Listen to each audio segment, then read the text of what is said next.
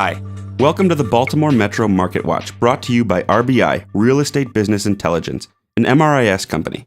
We're going to dig into the most recent numbers from the Baltimore Metro housing market, which includes the counties of Anne Arundel, Carroll, Baltimore, Hartford, Howard, and the city of Baltimore. Let's jump right in.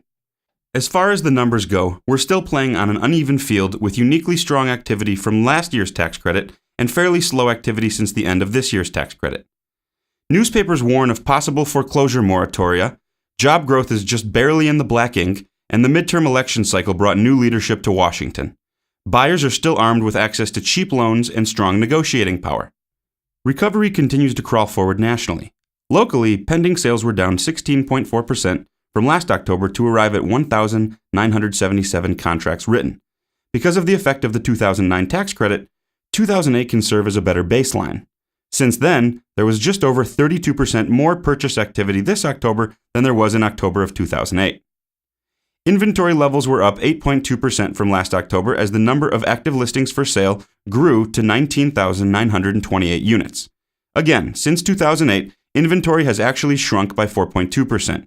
Continue to keep an eye on this metric as it demonstrates the balance between the two most dominant forces in the marketplace, supply and demand.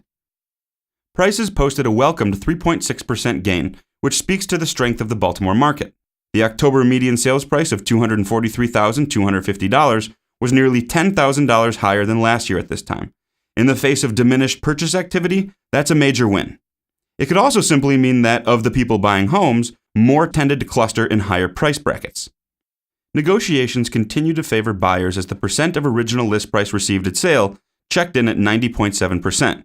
That was a 1.7% dip from last year at this time. Private companies are slowly hiring, and seasonally adjusted jobless claims are roughly on par with late 2008 levels. Our recovery is moving slowly, but at least it's moving forward. Consumer spending was also up in the third quarter.